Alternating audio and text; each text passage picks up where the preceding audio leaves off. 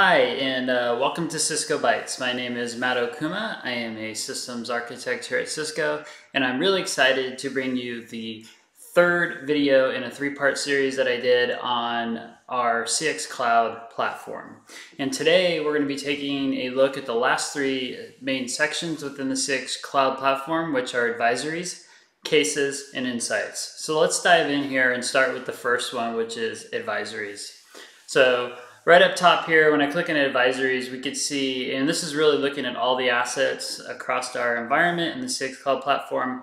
And we have some main sections. We have security advisories, which is really our public advisories that we post that may apply to the devices in your environment. So we're going out there and looking at those devices and correlating that for you so you don't have to do any of that work anymore. The second one is field notices. So field notices are notices that Cisco puts out that might be affecting a type of product, piece of hardware or software in your environment, and something to be aware of. So same thing there. So we can see we have 175 security advisories in our environment, 7 field notices, and of course, good old product bugs. So priority bugs. We can see we have 12 in our environment as they apply to the assets that are running in our environment.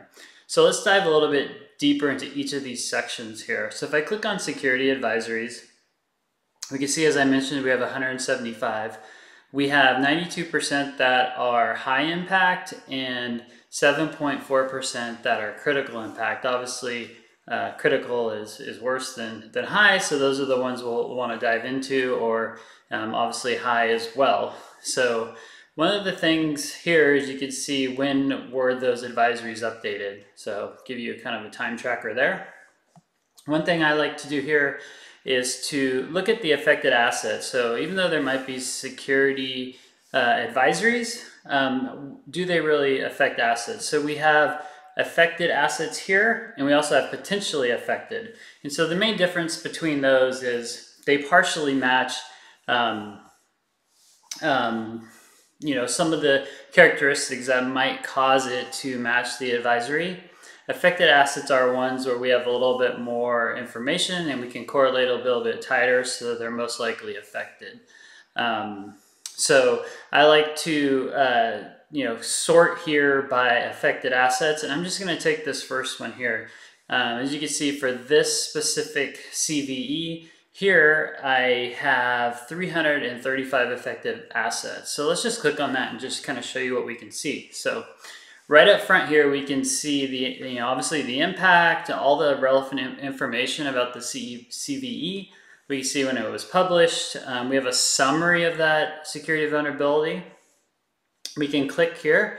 This will launch out and actually give you the full CVE if you need to download it and include it in documentation for change control or leadership or anything like that. We can see right here, this is really neat, we can see our affected assets. So all the assets that we need to be concerned about here.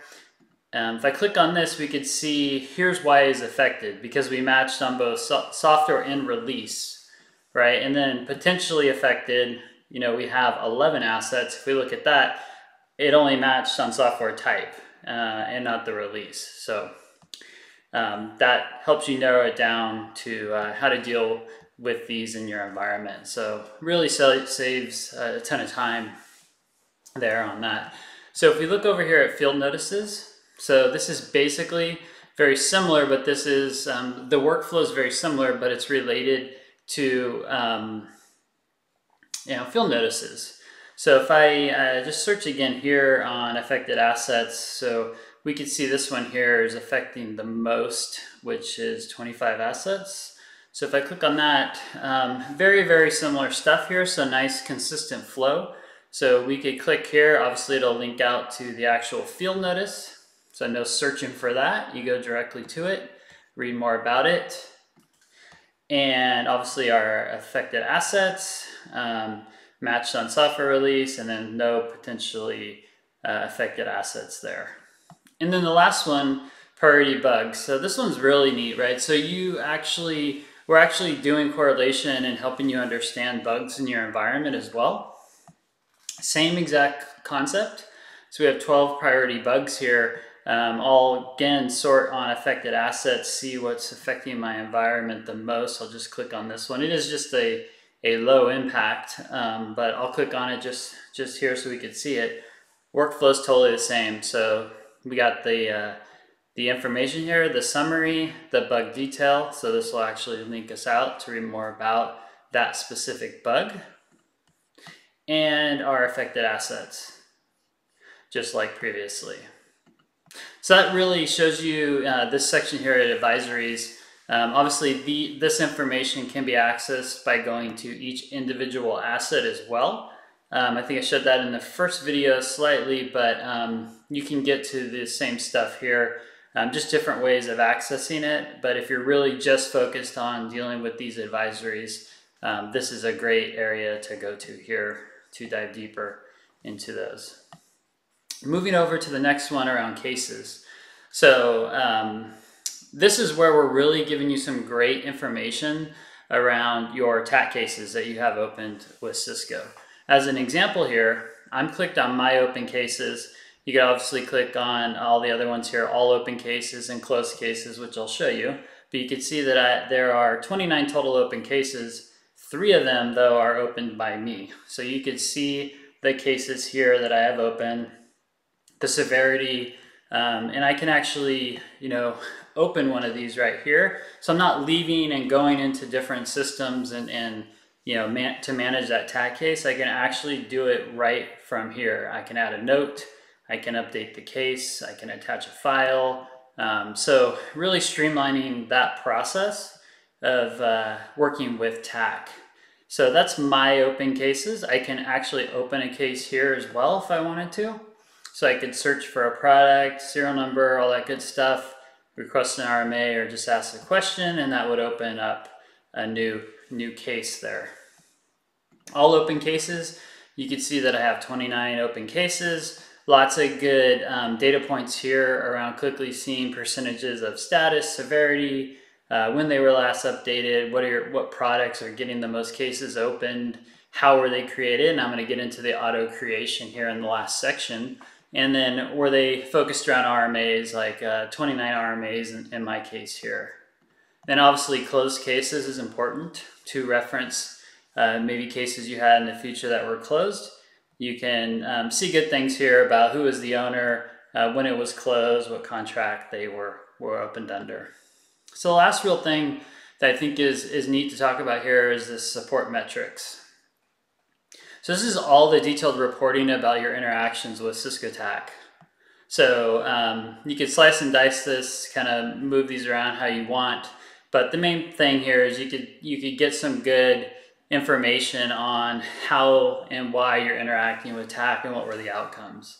So we could see how many cases you had opened, how were they opened, what severity were they closed at, cases opened by initiator. So you can see I made the graph here, I've opened 2 cases. And then how were they closed? What was the problem code? So this is good to understand maybe if a lot of them are getting closed with closure code called customer education. Maybe some training or something like that is appropriate for the team if most of them are, customer education. In this case, there's hardware failures and things like that. And then obviously, how are they opened? Phone, or were they auto-generated here, or were they opened online? And so that really is the cases section. But let's get into the final section, which is where we're really bringing that machine learning and AI together to really digitize your assets and really proactively get ahead and save you time for your Cisco assets running on in your environment. So let's just start with software. In software, this one really got me excited when I saw it. So if you look here, this is all about the software running in your environment. I think it's when we have very large infrastructures, finding and selecting a correct code version with the less risk is always a process, right? And I want you to really look at what we did here to help with that. So right at the top, you can see we have 12 software groups running in our environment. So this would be like groups of product sets that are running similar software. And then we have 10 different software releases running in the environment. And we're also giving a risk level of that software. And you'll see how that all comes together here in a second. So I'm going to click on the over here on assets again. I'm just going to look at, there's a big group of my assets, 52 of them running in this software group for the 9200. So I'm going to just click on that so I can show you this. And this is what I'm talking about here. So this is really, really great. So what we're going to do is we're giving you all that information up front and doing all the evaluation on what is the best version of code for you to select. So, risk score is really the level of exposure that the software has of risk to your environment. Obviously, the lower risk, the better. So you can see all the releases here are in green, but there is a clear one that's the best, which is this 17.5.1. You could look here, you could see the actual how many bugs you'll be exposed to. You could dive down deeper into those if you wanted to read about those. And obviously security advisories 2 and field notices 0 and 19 features affected, right? So it really gives you a chance to evaluate which one makes the best sense here. And obviously you can click and look at the release notes. But what you do is when you decide on one, you just select it here. And this is really just defining your intent to upgrade to this version, right? You will use something like DNA Center and software image management to then go and push out that image and upgrade the environment. But that is, the purpose of selecting it here. It's not going to go out and go do it immediately, right? We're going to use DNA Center to help do that. So here's a release summary for this software group. So you can see, what's the latest, when it was released, obviously the assets in this software group, and then the current release that they're running. So that is how the software group or software section works here in Insights. So very, very key, very, very good time saving, very, very neat feature there.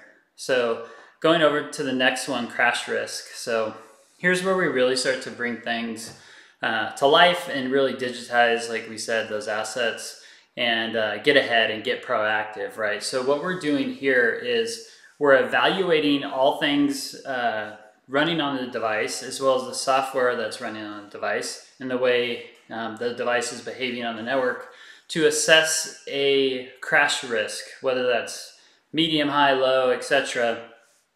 We're going to be able to proactively get ahead of these things, right? So if I look here and what I'm going to do is just, we're already kind of searched here on high. I'm just going to click on one of these devices here so we can see how this is done. So we have the device here. Its risk is high of crashing. Here's the summary.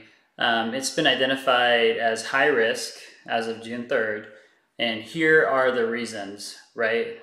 Because of these features that are running. And here is some good suggestions here to stop that from happening, right? And you can ignore it if you've already dealt with it. Here's similar assets. There's no similar assets in this case that are behaving this way that could crash. So just showing you there, if we look at medium risk, same thing, just a lower risk, and we can see why. So really, really neat stuff there.